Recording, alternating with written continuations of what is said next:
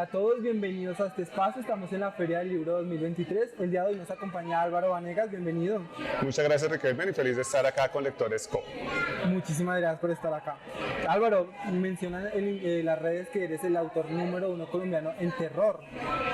Sí, eso dicen. Bueno, esa afirmación yo dejo que suceda igual porque uno tiene que recibir como este tipo de apelativos porque pues no dejan de ser buenos a la hora de las ventas, pero también con cautela, ¿no?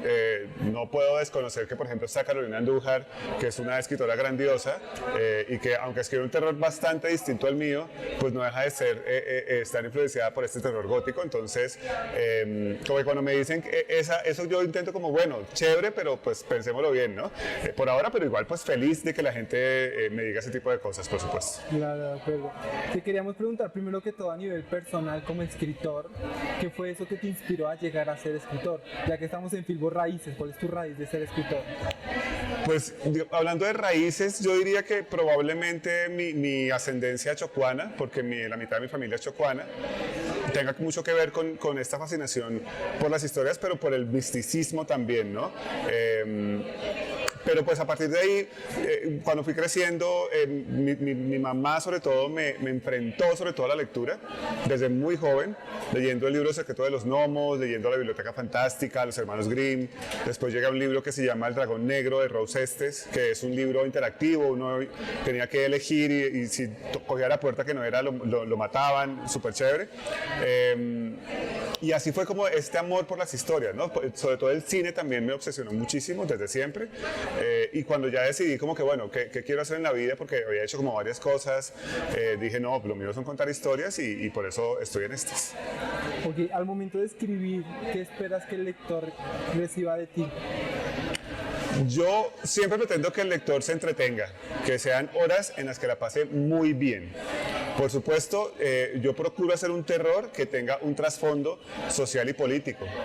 Siempre hablo de racismo, siempre hablo de machismo, de xenofobia, aunque no de manera explícita, por supuesto, ¿no? Entonces, buenísimo si el lector o la lectora encuentran ese trasfondo, encuentran ese subtexto, está súper bien y se queda algo en ellos, pero si no es el caso, si sencillamente la pasan muy bien leyendo el libro, está perfecto. Es decir, como que cada quien al final termine recibiendo lo que quiere recibir. Teniendo en cuenta que escribes de manera terror, pero como tú dices, con un doble sentido, con una significación, ¿qué responsabilidad sientes tú viniendo de una región del país bastante externa, tanto con bastante raizal, bastante africano? ¿Qué responsabilidad sientes con ellos?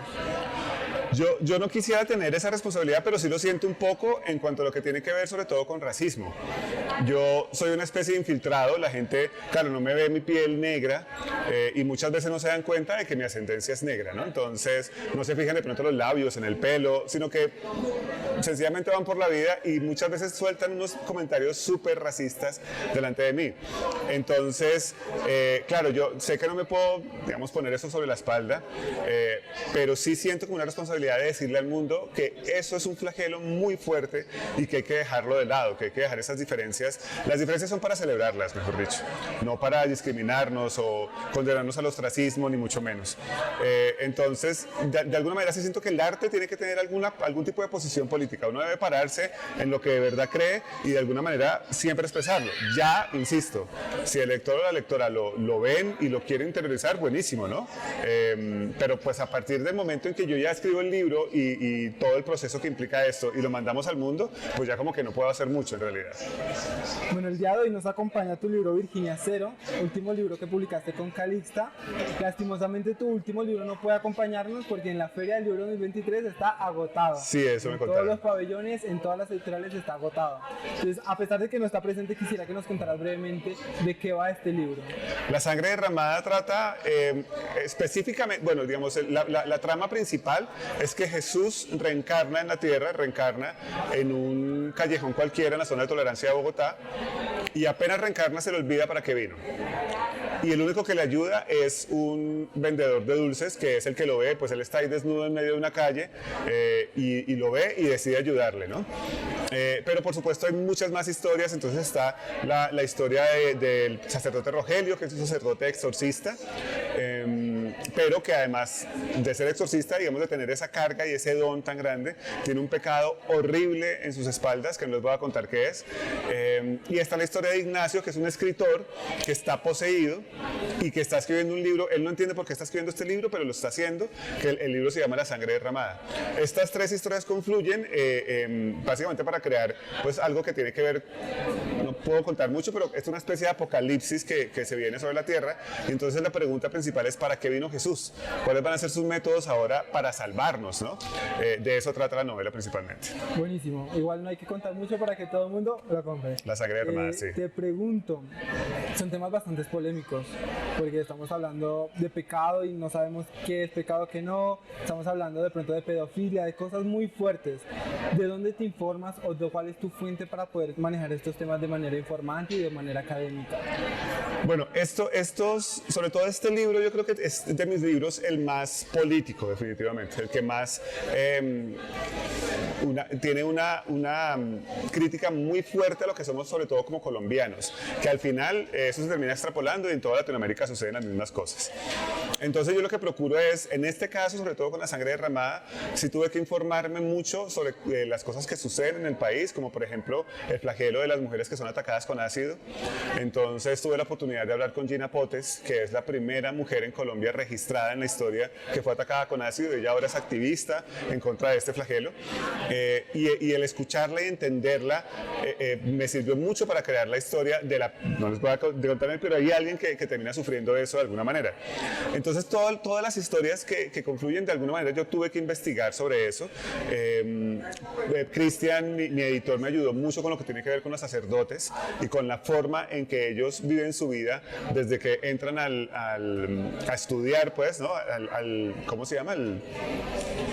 Convento. No, el convento no, se me olvidó la palabra, pero bueno, donde va, no se me va a olvidar, pero bueno, donde van las personas a estudiar para ser sacerdotes, y cuando salen de ahí, cómo les pagan, todo esto me ayudó muchísimo Cristian, y al final pues de eso se trata, ¿no? Como que al final pues, sobre todo en este libro, en La sangre derramada, se habla muchísimo de lo que sucede en Colombia todo el tiempo, pero por supuesto en un contexto de terror, porque pues le meto demonios y todo esto, y al final es como saber de dónde informarse, ¿no? Porque por supuesto hay mucho medio que de pronto no dice la verdad, sino que todo lo maquilla, hay mucha desinformación, entonces también hay que saber dónde buscar, pues.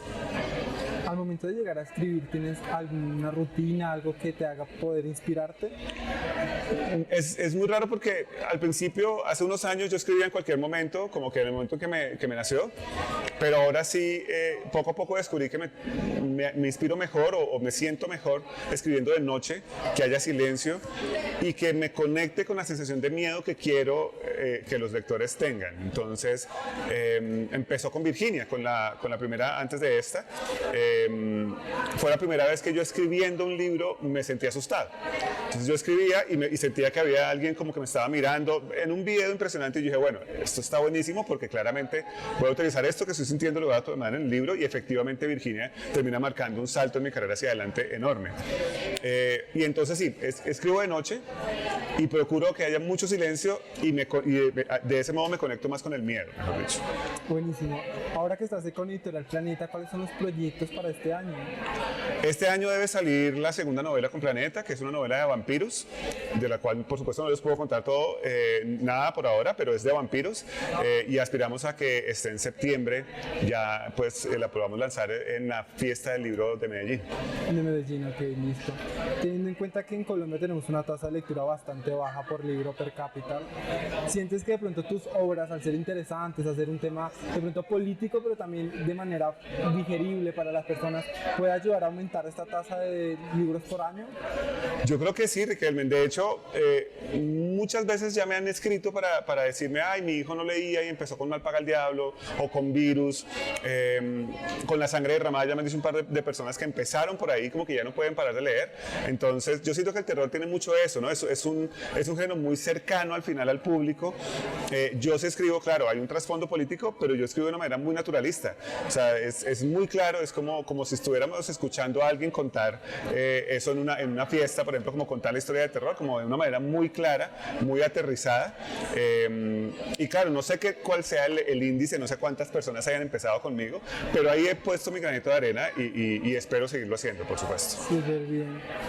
Al momento de hablar obviamente de cosas como lo son una posesión, todo esto, ¿cómo haces para, primero que todo, tú piensas en eso que sea real y segundo, ¿cómo haces para sacar información de esos temas? Temas un poco de ocultismo más que todo. Bueno, yo la verdad procuro no creer en nada. Me parece como medio, cuando uno ve los casos de posesión reales, pues son muy graciosos, como que, pues claramente esta persona o está actuando o está en un video impresionante y hay que llevarlo a un psiquiatra, ¿no? Claro, hay unos casos específicos que uno ya como que, ¿no? Por ejemplo, el caso en el que está basado el exorcismo de Emily Rose es aterrador, ¿no? Yo nunca estuve ahí, pero lo que uno puede encontrar sobre ese caso es aterrador. O el caso en el que se basó la posesión de Verónica también es como el único caso en España en la que la policía de verdad, su informe decía, no sabemos qué fue lo que pasó allá. Y el detective que llegó a esa casa vio las cosas moverse solas. Hay un montón de cosas que uno dice, bueno, ¿esto cómo sucedió? Yo procuro no creer, porque yo sufro mucho de pesadillas y muchas veces esas pesadillas terminan traspasando la barrera onírica y yo veo cosas en mi habitación. Entonces, si yo le doy rienda suelta a creer, pues termino en un manicomio, así de sencillo. Y toda esta información, yo me muevo mucho en esto. Por ejemplo, yo todos los días hablo de cine en el Cartel de la Mega. En el Cartel de la Mega hay un grupo de gente que digamos que se dedica a esto, ¿no? Tengo un amigo muy cercano que es Esteban Cruz, que también es investigador de esto, Howard Gutiérrez, y por supuesto están las historias de las personas, ¿no? Que finalmente muchas veces cuentan eso y no se están dando cuenta que yo lo estoy guardando en una base de datos y que eso va a terminar en algún momento en una historia.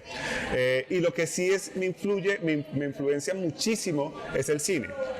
Creo que la gente conecta mucho con mis historias cuando les gusta mucho el cine, porque mis historias están contadas además a manera de guión, con los tiempos del guión, con la fórmula matemática de los guiones que se utiliza básicamente para mantener a la gente enganchada.